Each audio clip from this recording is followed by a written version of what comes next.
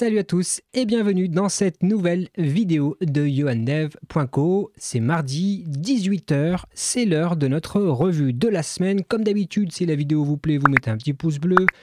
Si vous avez envie, vous pouvez vous abonner, voire même activer les cloches de notification. Mais bien sûr, vous faites exactement comme vous voulez. Allez, je vous partage mon écran. Le premier article provient du site mcorbin.fr et qui suite un petit peu à ce qui s'est passé chez OVH, un article assez intéressant finalement qui pose la question du cloud. Est-ce que ce n'est que marketing? Est-ce que c'est fiable? Quel est l'intérêt du cloud vis-à-vis d'autres approches, peut-être plus à l'ancienne entre guillemets, et qui essaye un petit peu de recréer une espèce d'équilibre, puisqu'on a lu un peu tout et n'importe quoi suite à ce qui s'est passé chez OVH. Et donc j'ai trouvé l'article intéressant et qui pose la question de bien qu'est-ce que le cloud a ajouté. Le fait notamment de pouvoir piloter ses infrastructures via des API, de pouvoir déployer très facilement depuis des outils comme Git, de provisionner des machines par centaines, etc., etc. Bref, je vous laisse découvrir l'article. Évidemment, comme tous les articles de cette vidéo, vous trouverez les liens dans la description. Allez, on passe à un article suivant, une information extrêmement importante. La semaine dernière, il y a eu 2 commits qui ont été faits dans le dépôt officiel. Le dépôt officiel de PHP. Alors je vois que j'avais mis les 2 liens en question sur l'information sur le site officiel de PHP, mais il y a un article en français qui explique un petit peu ce qui a été fait. Et en fait, il y a donc 2 commits qui ont été faits directement sur le dépôt officiel de PHP dans alors une version qui n'a a priori jamais atteint la production, jamais atteint les utilisateurs. Mais voilà, ils ont utilisé une technique particulière, on va dire, pour pousser les commits sur le dépôt qui était maintenu sur un serveur propre à php.net, au site php.net. Depuis, PHP a bien réagi, donc ils ont bien détecté effectivement les 2 commits qui étaient problématiques et surtout, ils ont opéré une bascule de leur code complètement sur GitHub, puisqu'avant, ils avaient leur propre serveur, on va dire. Désormais, la source principale, ça sera GitHub. Donc, information importante. Heureusement, tout ça a fini bien puisque tout a été détecté dans les temps et donc il n'y a pas de souci particulier à se faire. Mais voilà, ça veut dire que même sur un dépôt officiel comme celui de PHP, il faut faire attention. Là, imaginez si une backdoor passe entre les mailles du filet et que tout d'un coup, tous ceux qui utilisent PHP ont une plaie béante ouverte aux 4 vents sur Internet. Vous imaginez les dégâts que ça peut provoquer. Mais voilà, le problème a été traité, résolu. Mais voilà, c'était quand même une information importante. Je pense que vous l'avez probablement d'ailleurs vu passer dans la semaine. Autre article qui m'a fait relativement marrer cette semaine, dans cette rubrique-là, on ne parle pas que de choses très sérieuses parce que sinon la vie ne serait pas rigolote. Et donc là, c'est un article qui m'a fait marrer parce que c'est quelqu'un qui a trouvé un easter egg caché dans Windows 95. Donc qu'est-ce que le mec fait dans Windows 95? C'est une vraie question. D'ailleurs, j'invite ceux parmi vous qui regardez cette vidéo, si vous avez utilisé Windows 95, dites-le nous dans les commentaires. Est-ce que vous regrettez cette époque? Moi personnellement, je ne regrette pas cette époque, je suis bien content que les systèmes d'exploitation aient évolué depuis. Bref. Et donc ce gars-là a trouvé un petit easter egg. Alors il fallait bien chercher, il faut aller dans l'outil Internet Mail, aller dans l'aide, aller dans le à propos, sélectionner l'ADLL, cliquer sur OK. Et en fait, quand on fait ça, visiblement, ça lance un espèce de petit, un espèce de générique comme à la fin d'un film. Et voilà c'est ce que le mec a découvert 25 ans après la mort de Windows 95. Voilà ce magnifique petit générique. Donc j'avoue que la news m'a fait particulièrement rire. Allez, autre actu, plus, on va dire, moins rigolote évidemment, et qui parle de Docker. Et en fait, là, en l'occurrence, il semblerait qu'il y ait c'est qu'il y a des images de Docker qui sont détournées, on va dire, à des fins malicieuses, malicious Docker Crypto Mining Images.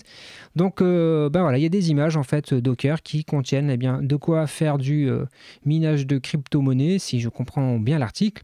Et en fait, Pourquoi est-ce que je vous parle de cet article? Bien simplement parce qu'en fait, c'est pour souligner le fait que il faut, quand on utilise une image Docker, il faut bien comprendre qu'est-ce qu'il y a dans notre image. Alors, il y a des outils qui permettent de scanner nos images, notamment pour détecter des éventuelles vulnérabilités, mais il faut aussi avoir à l'esprit l'idée de, quand on utilise une image qui n'est pas, qui est peut-être un petit peu exotique ou des choses comme ça, sur lesquelles peu de monde l'utilise, voire même si plein de monde l'utilise d'ailleurs, ça s'applique aussi.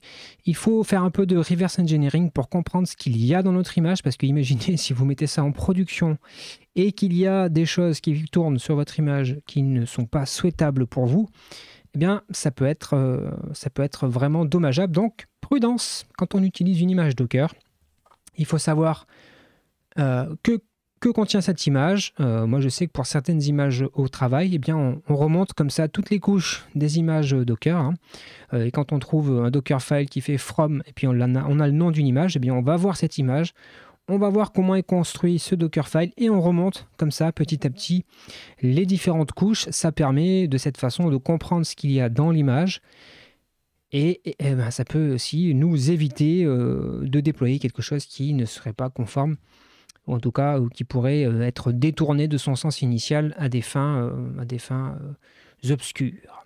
Allez, news suivante, c'est un nouveau composant pour Symfony UX qui s'appelle le Turbo et qui, de ce que j'en comprends, permet de faire, en tout cas de proposer une expérience proche des applications, enfin des single page apps, en gros, grosso modo, avec ce petit composant pour Symfony UX, on pourrait facilement faire des pages avec Symfony hein, qui se chargerait comme une single page, comme une application finalement qui ne recharge jamais, enfin la page complète ne recharge pas. Donc, ils peuvent donner quelque chose de plutôt sympathique. Donc, pour le moment, il y a ce dépôt GitHub qui est ici. Mais j'ai cru voir passer sur Twitter que notre ami, les teachers du net, notre ami Honoré, prépare un petit tuto vidéo. Donc, je vous invite vivement, déjà, si ce n'est pas le cas, à vous abonner à sa chaîne, évidemment. Et puis d'aller guetter la sortie de ce tuto. Honoré, si tu vois cette vidéo, on attend ton tuto avec grande impatience. Autre article qui m'a fait plutôt rire cette semaine, un article du 1er avril, hein, parce que la semaine dernière c'était le 1er avril, et ce petit article du Framablog, donc un blog associé je pense à Framasoft, qui explique que Framasoft va mettre la clé sous la porte. Je vous en dis pas plus, ça parle du point médian et de l'écriture inclusive. J'avoue, l'article m'a fait particulièrement rire, mais le sujet reste important. Donc, allez jeter un coup d'œil à cet article. Vous allez passer un bon moment. L'article est long, mais franchement, c'est assez drôle. Allez, autre petite chose que je voulais partager avec vous. Un article sur dev.to, extrêmement intéressant par alors Quentin, mais je n'ai pas son nom de famille sur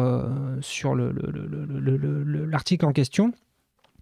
Mais qui est un article extrêmement intéressant sur comment lire un gros fichier en PHP ligne par ligne pour éviter de faire ce qu'on fait, je pense, souvent, de prendre le fichier en entier, de le transformer en tableau, et puis comme ça, ça peut être assez long et peu efficace et peu optimisé pour faire cette opération-là. Et lui, il propose une façon de traiter ce type d'intégration de fichiers. Donc article extrêmement intéressant avec pas mal d'exemples de code. Donc vraiment, si vous avez ce use case à traiter, je vous invite à aller voir cet article. Moi je pense que très prochainement pour le travail je vais avoir besoin de faire ce genre de choses, donc je me suis mis l'article sous le coude, extrêmement intéressant. Et enfin, dernier partage que j'avais envie de vous proposer, c'est une vidéo YouTube de la chaîne ici Amy Plant. C'est une jeune personne qui est actuellement étudiante à l'école 42 et qui propose des vidéos qui sont vraiment excellentes. Vraiment, chapeau à elle. Je trouve que les formats sont toujours hyper intéressants. C'est un peu des ovnis en termes de production, mais c'est vraiment hyper agréable à regarder. Et donc là, elle propose de partager son expérience sur une épreuve, on va dire, qui est demandée aux étudiants de l'école 42 Et grosso modo, c'est s'ils n'arrivent pas à coder cette chose-là, ils sont littéralement virés de l'école 42. Donc la vidéo est géniale. Moi, ce que ça m'inspire par contre, c'est que je trouve que cette approche de l'éducation et pour plus tard former des professionnels, je trouve ça absolument horrible. Et j'espère vraiment que dans la vie professionnelle, eh bien, vous ne rencontrez pas ce genre de situation parce que vraiment, je trouve ça pas sain du tout de former des gens avec ces approches-là où il faut bosser des heures pas possibles, etc. Enfin, vraiment, c'est pas mon approche du travail, du monde professionnel, vraiment pas. Je pense qu'il y a un juste milieu à trouver et que là, clairement, de mon point de vue, évidemment, hein, d'ailleurs, dites-le moi dans les commentaires, mais de mon point de vue, je trouve pas ça hyper sain d'enseigner ça à des étudiants en leur disant c'est ça que vous ferez demain quand vous serez des professionnels sur le marché de l'emploi. Je trouve pas ça hyper sain. Eh bien voilà, on arrive à la fin de cette vidéo, d'à peu près 10 minutes de partage d'informations. Si la vidéo vous a plu, vous connaissez, vous mettez un pouce bleu, vous pouvez laisser des commentaires, vous abonner, enfin vous faites ce que vous voulez. Moi, je vous laisse là, je vous donne rendez-vous samedi prochain à 9 h. Enfin, pour le moment, j'ai pas encore tourné la vidéo. Donc, bon, je vais me mettre un coup de pied aux fesses, mais logiquement, on se retrouve samedi prochain à 9 h pour la suite de notre série sur un projet Symfony de A jusqu'à Z. Allez, salut!